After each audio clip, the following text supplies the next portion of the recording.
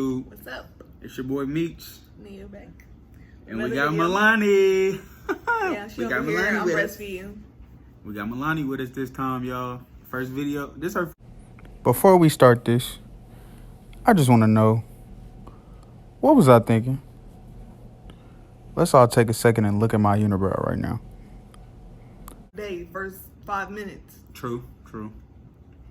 But today, the topic of the video is why Antonia had to have a C-section with Milani. Mm-hmm. And I know a lot of people probably wanted to know this because Antonia had a very healthy relationship. Very healthy pregnancy. It was the whole nothing 9 wrong months. with either one of us the whole time. Yeah, and y'all want to know something?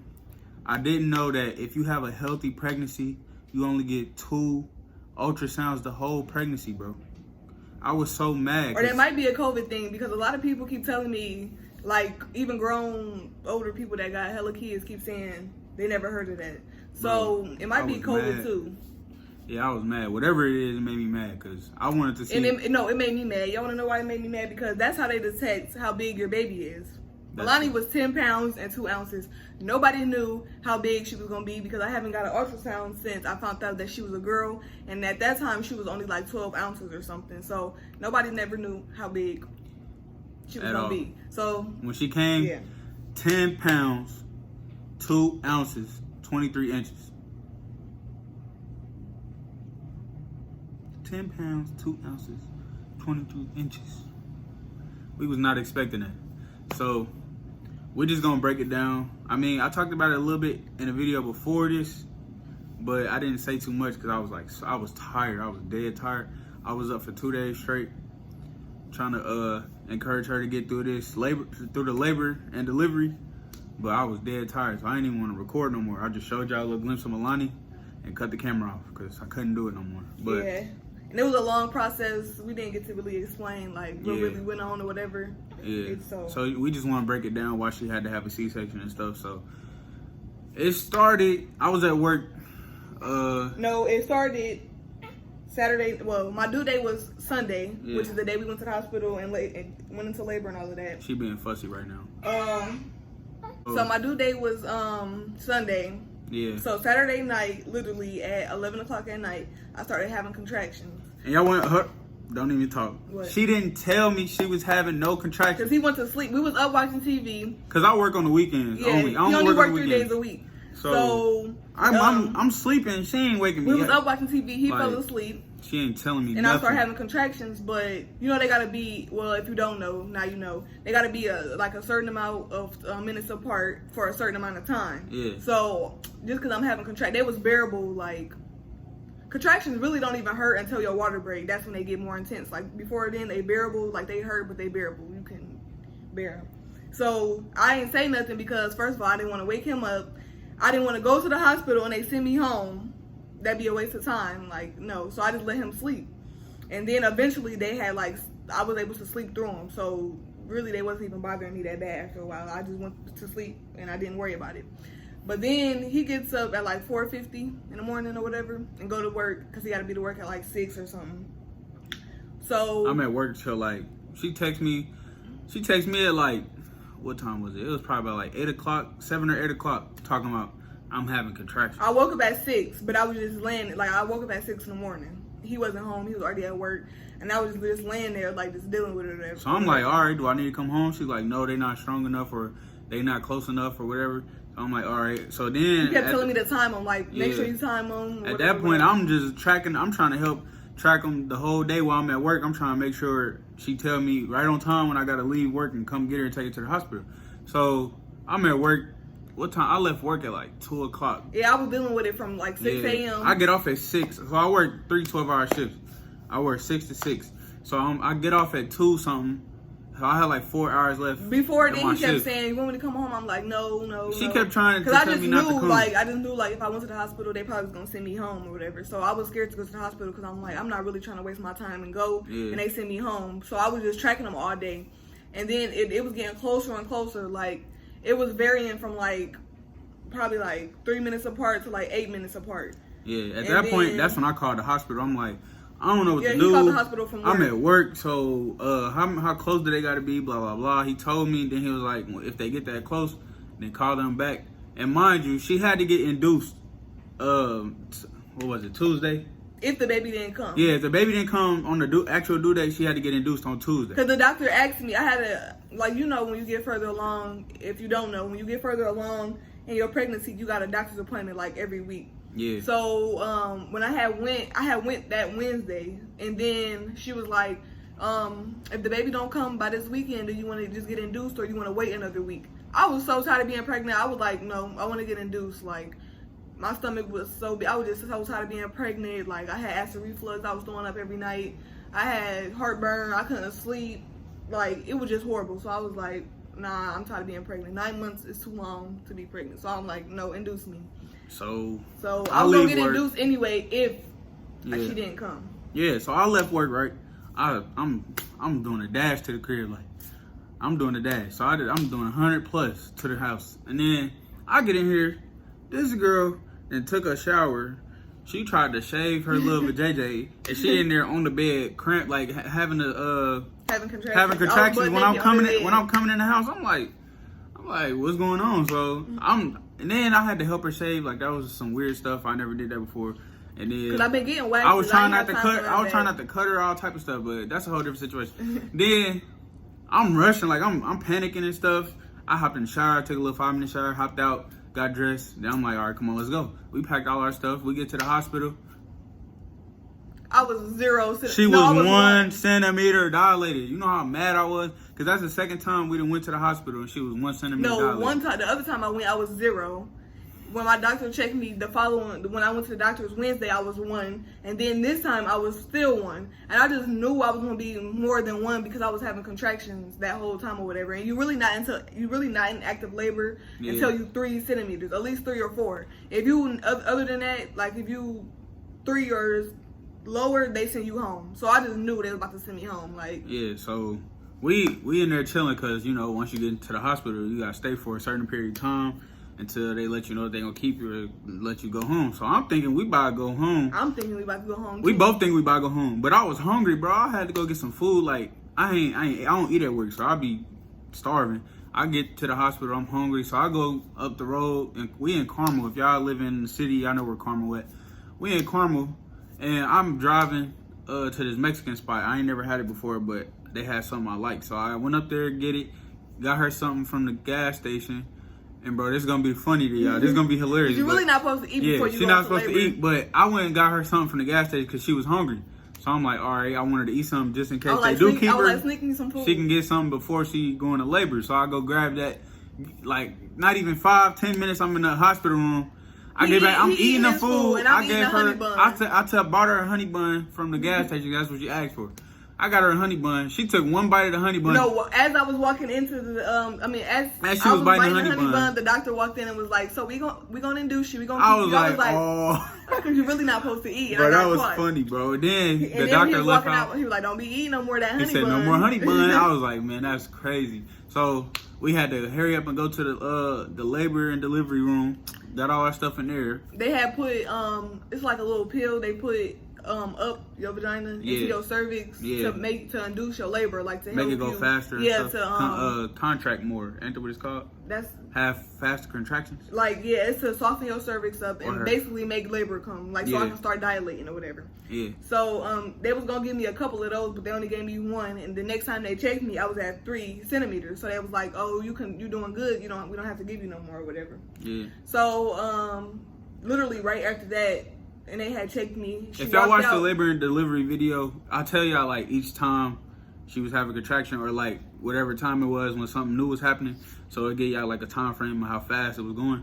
But that's how it was. Like, I think she got like to like 3 centimeters at like 10 o'clock at night. 10 o'clock. Yeah, so labor. So even though I had contractions at 6 o'clock in the morning and we went to the hospital at 2, I wasn't in active labor until 10:45 p.m. Like 10:45, 11 p.m. Yeah. So yeah, we was at the hospital all that time, like until 10 o'clock. That's when she was actually in active labor. Yes, literally. So, and another thing I want to say is, in the last video we introduced our doula. Her name was Keisha.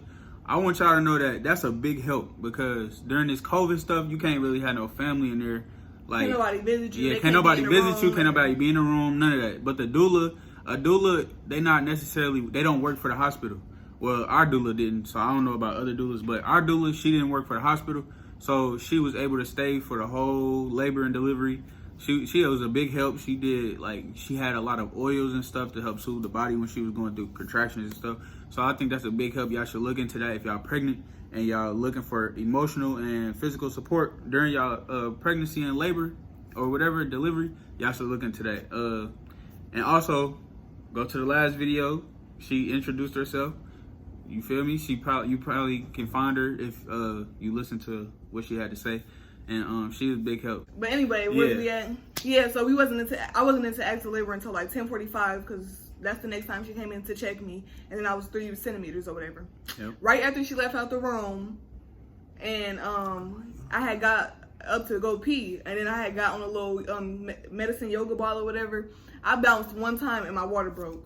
Pop. Literally, and I didn't know what it was. It literally felt like a balloon popping like up there. So I bounced and I was like, what was that? Like, I literally felt it pop. And then Meech and the doula was like, what? I'm like, I don't know what that was, but I just felt something after pop. That, like, it got real. And I didn't, the water didn't just gush out. Like, it was like a little trickle. Like, it kind of felt like, it got real. Like if you sneeze and pee on yourself a little bit or something. Like, it wasn't that much. It was like a little trickle, but I felt it pop. And then I stood up and they was lifting up my gown and stuff. They was like, we don't see no water. We don't see no water. So me hurried up and called the nurse and was like, I think her water just broke. So she came in to check me again. She was like, yep, it just broke. So, and then after that, it just started gushing out. Like, the water just was gushing. She was in labor for 18 hours, y'all. Yes. So, mind you, that was like around like 10:45, 11 is when I went to active labor. It was like 11 something when my water No, your water broke around like 12. I said like 12 something. I don't know. It's in the last video. Y'all can go watch that. Click the link in the description and all that stuff. I don't know. It had to be like 11. It was like 11 or 12, something like that. But yeah, that happens. Then after that, it started going way faster. So then fast forward. Like, that's when the contractions start getting intense. But I still wasn't dilating that much. Like, I dilated a little bit. I dilated up to 6. After that, I wasn't dilating no more. Like, I was literally stuck at 6. I was just dealing with the contractions all the way up until... She was doing good. She was doing real good. 6. But when I got to 6 centimeters, it already was like the next day, like literally it was the like next morning. It was like 3 or 4 in the morning when she got to 6 centimeters. And then I still was dealing with it. And then she she got the epidural at like 3. I was stuck at 6 forever. She got the epidural at like 3 in the morning. No, I didn't mention at that point. They didn't put the other medicine up me. They just gave me Pitocin. Pitocin is like medicine to help you like dilate, contract. It help basically the labor. It's supposed to help the labor. It's supposed to speed it up. Yeah, it's what they do to induce you too. Like they give you that. It wasn't working. They was pumping it all the way up to 6, 7. Like literally, it was not working at all. So I literally was like stuck at 6. So then I got an epidural. And I was mad because I wanted to go natural the whole time. Usually Pitocin helps you like contract. I thought after I got to 6, I got 4 more to go. I was gonna be right there. But I was literally stuck at 6 for hours and hours and hours. I went to sleep for like 3 or 4 hours. Woke up at like 8 o'clock. They came back. They said she was only at 7. I was like, dang. Literally, it was then sucked. Her doctor said that she was gonna have to go help somebody else with a delivery. So she left and did that. By the time she got back, they kept saying she was at 7. What the nurse kept saying she was progressing. Then, like, every time the doctor came back, she was saying 7. So, like, I was starting to get mad, bro, because, like, I started to feel like the doctor was trying to force a C-section on her, and I didn't really want that to happen because I know what that was, like, that play with females' mental and they body and stuff, it make them feel some type of way. I didn't want that to happen. So, like, when she told her that, like, we both got emotional because... Now listen, I went in there like pouring down tears. I dropped a few tears, but I was supporting my girl, so it don't even matter what you got to say. But anyway, I didn't want that to happen, so I felt like she was just trying to force the issue because she kept talking about C-sections. She kept bringing it up. She was talking about she did C-sections all morning. So I'm like, she just trying to keep forcing C-sections. She said it was unplanned C-sections too. Like she was like, I got an unplanned surgery, and I'll be back to check you or whatever like that. And she said she was gonna be back around 9, 10. When she came back, I still was like at 7 or whatever. Yeah, and then at that point, at that point, she kept leaving out, coming back saying the same thing. And then, but then the nurse checked me, and she said I was like at 8.5. She was like 8.5, eight almost and a half. 9. But when the doctor come in and check me, she'd be like, "You're still at 7. I'm like, so it'd be real confusing. Like, oh my god, I'm not making no progress, and I was just sitting there in pain, just dealing with it. Like, it just was being annoying. But I didn't want to have no C-section either. Like, I've been saying that my whole pregnancy. Like, I wasn't scared of labor. I wasn't scared of contractions or nothing. That's the only thing I was scared of, was to have a C-section, because I did not want to go through that. So, boy, and just the whole thought of surgery and everything, I just did not want to deal with that. Yeah, so, and I never had to deal with. So me personally, I never had to deal with nobody that had babies. Like, my mama had my little brother, but I don't remember that, bro. I was like 3 years old. Anyway, but like, I never been around people with kids, pregnant, none of that. So this, like, the first real experience with me being around somebody that's pregnant, going through the motions and stuff. So every couple hours, like literally every 3 to 4 hours, they was coming in, checking me, like literally that morning, all the way to that afternoon or whatever. And I literally was still like at 8. I was not making no progress. They was giving me more Pitocin. I was not like dilating. So at this point, they just like, all right, the only option is a C-section. Like, almost. Well, before then, was laid. Yeah, they was giving her options. Yeah, kind of, basically. They was like you can keep trying, or after a couple hours, it's gonna automatically have. And I was gonna keep trying. Like, I was just dealing with the pain. I did not want to go through no C-section, but they had, they come in and check your vitals and stuff. They want to make sure your blood pressure is good, because any of that will make you have a C-section too. Like, if your blood pressure is too high, the baby heart rate, your heart rate, or and whatever. She actually started to get a fever. So when you get a fever during a labor and delivery, that can mean you getting like, you can get an infection in your uterus, and that can hurt the baby. So at that point, it can go to the baby. And then at that point, we really ain't had no option. At that point, we just had to do it. My fever, it was like at 100 something, and it was like, you getting a fever, and that's kind of scaring us, because y'all gotta remember, this is like the next day all the way. This is like 3 o'clock the next day or something. Like,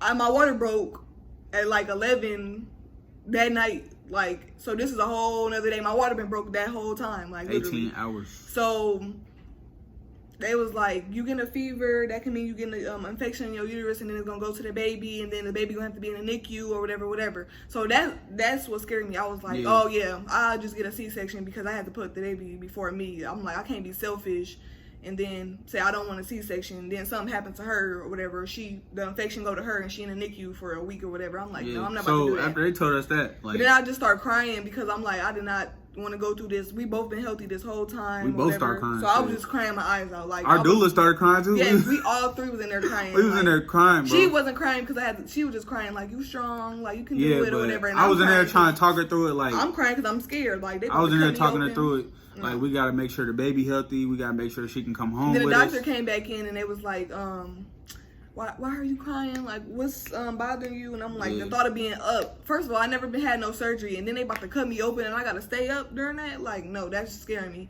And then they was like, well, we can put you to sleep, but the medicine that we give you to put you to sleep, when the baby's born, it make the baby drowsy, and then it can mess with her breathing. I'm like, bro, like, y'all can't win for losing. I just had to put her before me every time. Like, every time had to put her before me. So I was like, I just stay up, and then it was like, she gonna have to be in the NICU because it messed with her breathing. I'm like, and the good thing is, during the C-section, the father can be in the room, so that's still emotional support that she can have and stuff. So that's another good thing about it. I was in the room. So they was like, you want to do it? I'm like, I ain't gonna have no choice, because I was getting a fever. My fever was not going down or whatever. And y'all seen that picture on Instagram. Go follow our Instagram, CEO Meeks and Antonia Monet on Instagram and Twitter. But yeah, y'all seen that. Yeah, so I had to sign papers or whatever, give them consent and all of that. And then they reeled me back. And then the anesthesiologist had to give me more like medicine or whatever to like numb everything again. I had to sit down and wait room for the epidural had been wore off, so I was still in pain, like, So he had to give me more medicine or whatever to numb like everything.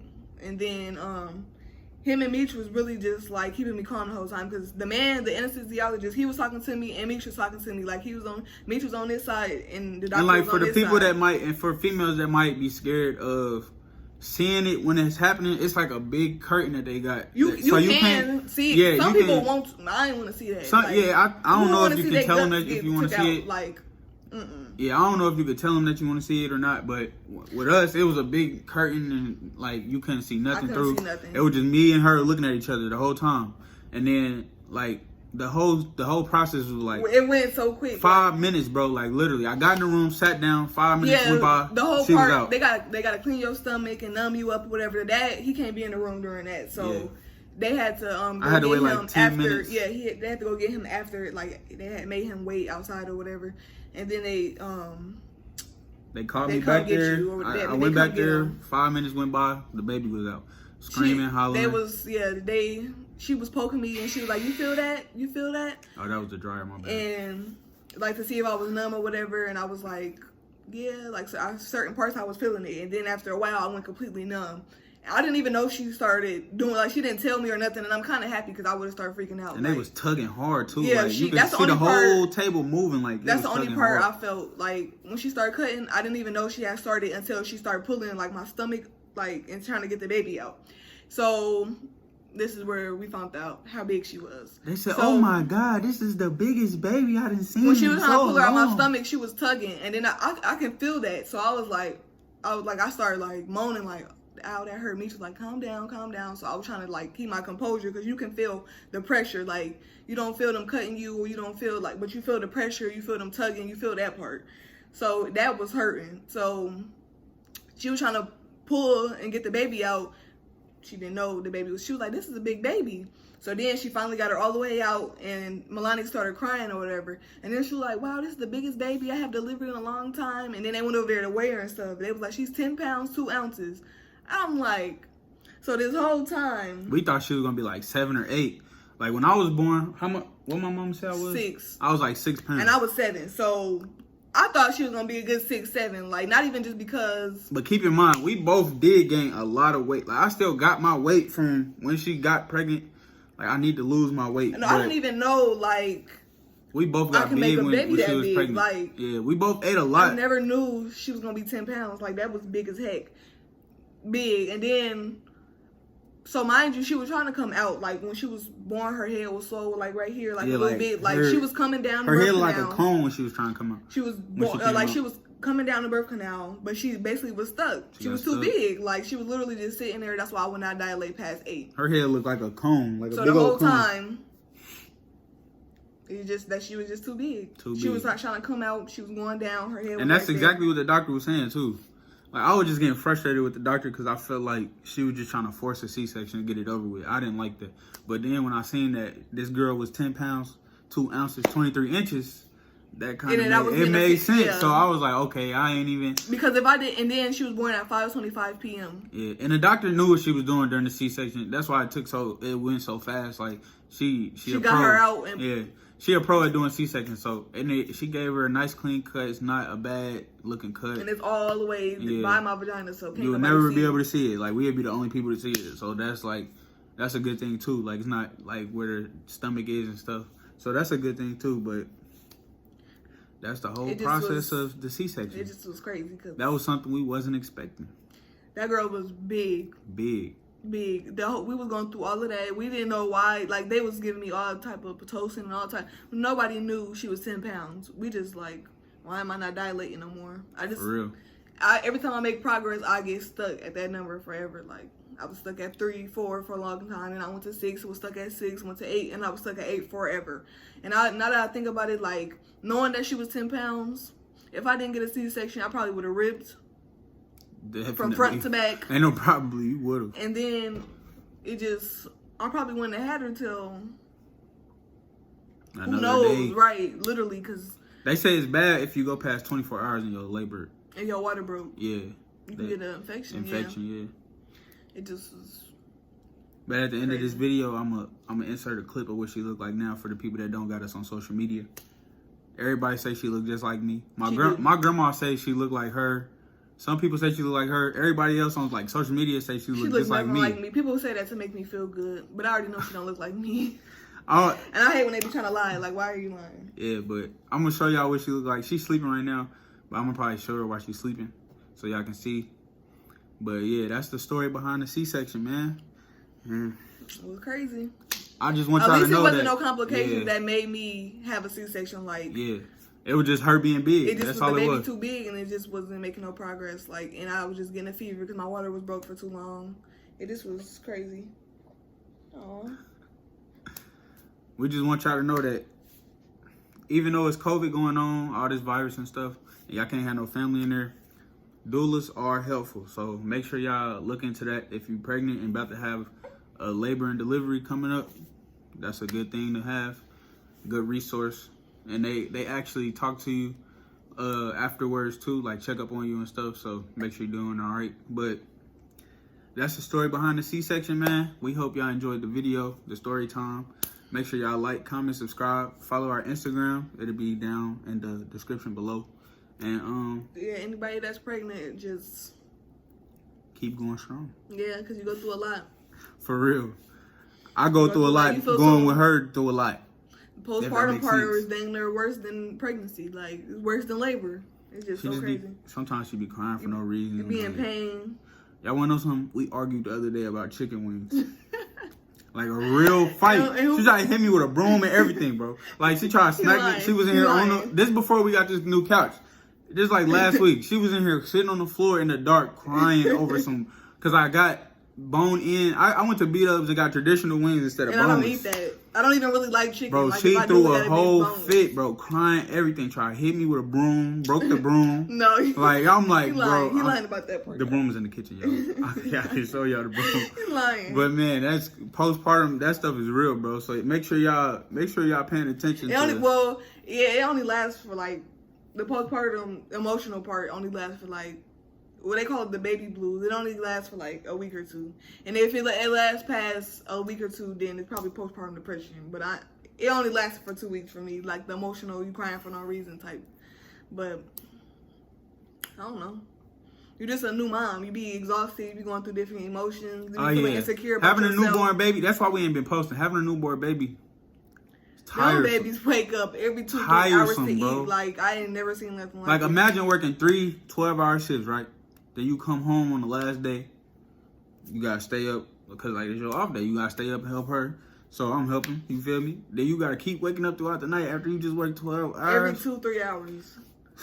She almost a month now, so she's starting to be to the point where she'll sleep about 3-4, but they still wake up a lot and eat. Warm milk help a lot too. Anything warm, they gonna go straight to sleep. She just had some milk, but I think she waking up. She's trying to fight her sleep. Yeah. So make sure y'all like, comment, subscribe, ring the bell so y'all know when we post. Let's get us to 300 subs. We gonna keep trying to post for y'all, man. It's kind of difficult because we got a newborn baby. Look at her.